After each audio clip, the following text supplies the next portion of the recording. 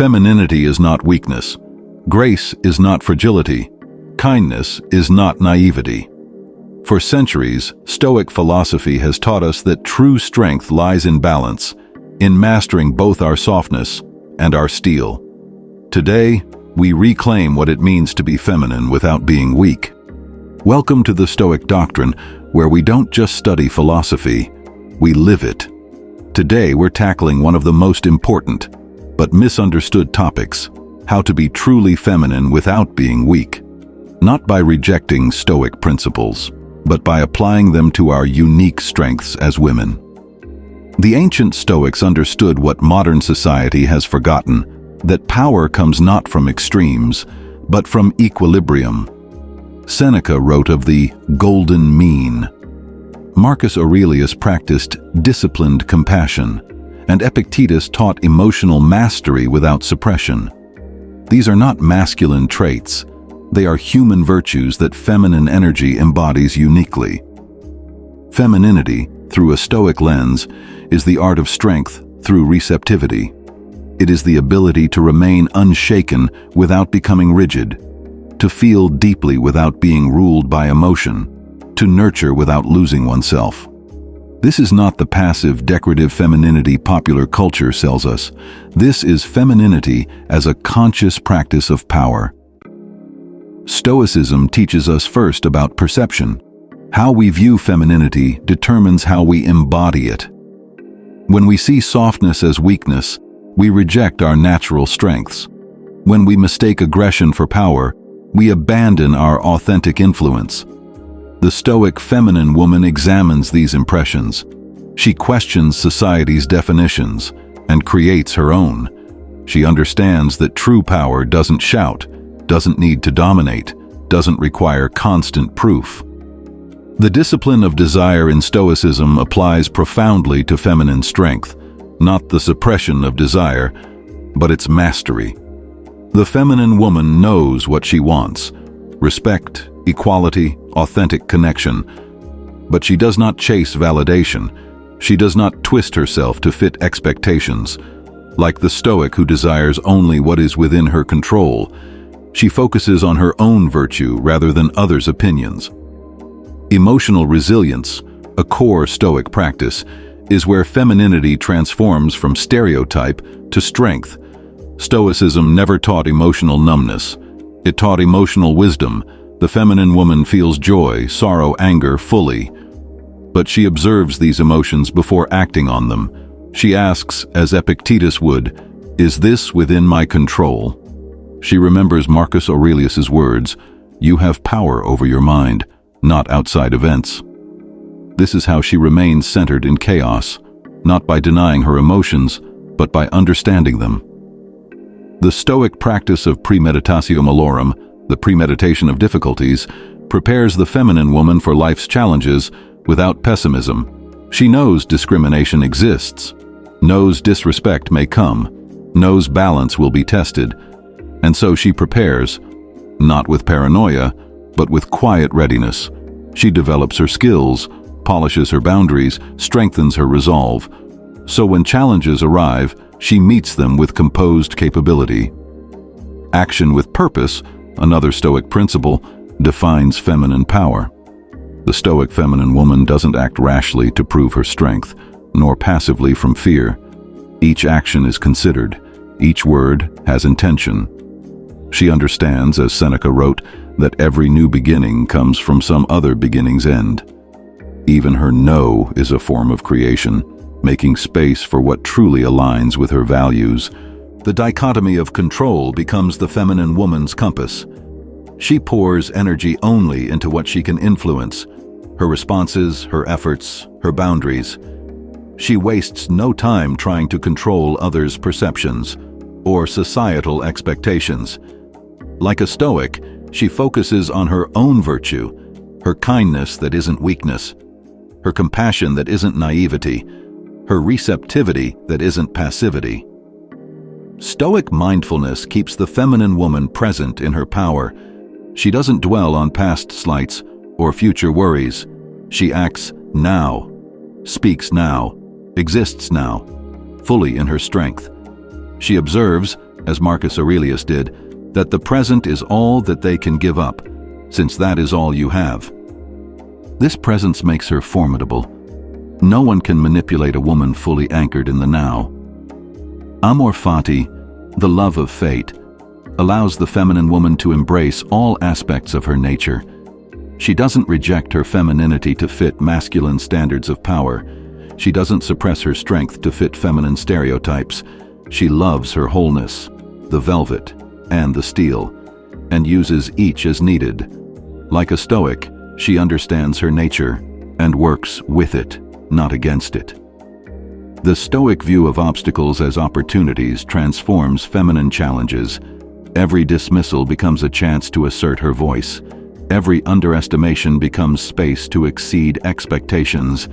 Every stereotype becomes motivation to redefine. She remembers Marcus Aurelius. The impediment to action advances action. What stands in the way becomes the way. Stoic self-examination polishes feminine power. Each night she reflects, where did I stay true to myself today? Where did I let others define me? Where was I strong in my softness? Where did I soften in my strength? This daily practice, inspired by Seneca's evening reflections, ensures her femininity remains authentic power, not performance. The Stoic reserve clause, fate permitting, gives the feminine woman both determination and flexibility. She pursues her goals with full effort, yet accepts outcomes with equanimity. She doesn't force what isn't meant to be, doesn't cling to what doesn't serve her. This balance of effort and surrender makes her resilient. She gives her all, but her worth isn't tied to results. Stoic cosmopolitanism reminds the feminine woman of her universal value. She doesn't seek validation because she knows her inherent worth. She doesn't compete with other women because she sees all as fellow citizens in humanity. She builds bridges, not divisions, understanding that another woman's light doesn't dim her own. The discipline of assent, pausing before accepting impressions, protects feminine power. When someone calls her too emotional, she examines the claim before internalizing it. When told she's not assertive enough, she considers the source. She gives no one power to define her, yet remains open to constructive growth. This discernment is her shield. Stoic perseverance, not stubbornness, sustains feminine influence. She knows real change often comes through steady pressure, not dramatic force. Like water shaping stone, she persists, her consistency more powerful than any temporary outburst. She understands that endurance, as Epictetus taught, is a form of victory. The view from above, the Stoic practice of broadening perspective, keeps feminine strength in context. When frustrated by daily slights, she zooms out. She sees herself as part of a larger story, a longer timeline. This prevents small battles from consuming her peace, while keeping important principles worth fighting for. Stoic voluntary discomfort prepares the feminine woman for life's inevitable hardships. She occasionally steps outside her comfort zone, speaking up when uneasy, setting difficult boundaries, facing necessary conflicts. This practice, inspired by Musonius Rufus, ensures she's never made weak by ease. The Stoic art of silence becomes her strategic tool. She doesn't fill spaces with unnecessary words. She listens more than she speaks. Her silence isn't passivity, it's presence. And when she does speak, her words carry weight because they aren't wasted. As Zeno taught, we have 2 ears and 1 mouth so we can listen twice as much as we speak. Stoic indifference to externals protects feminine self-worth. She doesn't base her value on looks, status, or others' opinions. Her confidence comes from within, from her virtue, her integrity, her growth. Like a Stoic, she cares only about what she can control, her character. The practice of sympatheia, interconnectedness, guides feminine leadership. She leads not through domination, but through empowerment. She builds not hierarchies, but communities. Her strength multiplies by uplifting others, knowing, as Marcus Aurelius did, that what benefits the hive benefits the bee. Stoic preparation for adversity makes feminine resilience unshakable. She anticipates challenges, not with fear, but with readiness. She develops skills, cultivates resources, strengthens her mind, so when difficulties come, she meets them with capability, not panic. The Stoic concept of prohairesis, our faculty of choice, is feminine freedom. She chooses her responses, her boundaries, her standards. No one can make her feel inferior without her consent. She decides daily what femininity means to her, no longer bound by society's limited definitions. Stoic mindfulness of mortality fuels feminine purpose. Knowing time is limited, she wastes none on trivial conflicts or meaningless pursuits. She focuses on what matters, building, creating, nurturing, leading. Her awareness of life's brevity makes her bold in her authenticity. The Stoic practice of modeling virtue inspires feminine integrity. She doesn't just demand respect, she embodies it. Doesn't just request fairness, she demonstrates it. Her life becomes her argument, her presence her proof that femininity and strength aren't opposites, but natural allies. Stoic acceptance allows feminine power without bitterness. She acknowledges injustice without being defined by it, recognizes obstacles without being limited by them, meets the world as it is, while working tirelessly for what it could be. This clear-eyed realism makes her effective. The Stoic dichotomy of control becomes her daily practice.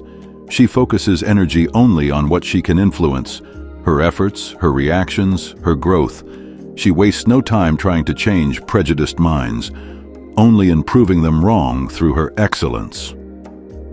Stoic courage manifests uniquely in feminine strength.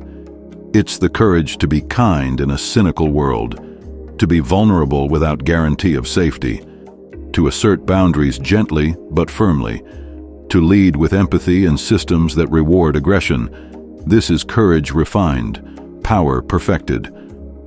The Stoic discipline of action reminds her that philosophy without practice is meaningless. She doesn't just contemplate strength, she lives it. Doesn't just discuss boundaries, she sets them. Her wisdom is active, her principles embodied, her femininity consciously crafted. Stoic perseverance becomes her quiet revolution. Day after day, she models a new paradigm, that leadership can be collaborative, that power can be compassionate, that strength can be graceful. Her consistency, more than any argument, challenges old stereotypes.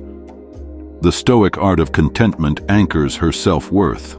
She needs no external validation, for she has judged herself worthy. This inner security makes her impervious to manipulation, her confidence unshaken by passing opinions. Stoic mindfulness keeps her present in her power. She doesn't dwell on past slights or future worries. She acts now, speaks now, leads now, fully inhabiting each moment with intention and awareness. This is the Stoic feminine path, not a rejection of femininity for strength, but the realization that true femininity is strength perfected. It is power refined through wisdom, force tempered by grace, influence multiplied through connection. The world will try to tell you otherwise. It will insist you must choose, be strong, or be feminine. The Stoic feminine woman knows this is a false choice. She embodies both, effortlessly, because she understands what society has forgotten, that the softest things in nature are often the most powerful.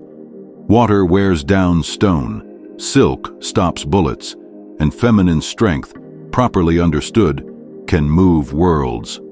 Your assignment today: apply one Stoic principle to your feminine power. Practice the pause before reacting. Examine an impression before accepting it. Set one boundary with calm certainty. The revolution begins in small daily acts, each one proving that femininity and strength were never opposites, but two notes in the same chord. If this resonated with you, like and subscribe to the Stoic Doctrine. Share this with one woman who needs to hear it. And remember, you don't have to choose. The most powerful version of you is already within, waiting to be unleashed. She was powerful not because she wasn't scared, but because she went on so strongly, despite the fear. This is the Stoic Doctrine. Until next time, stand firm in your strength and graceful in your power.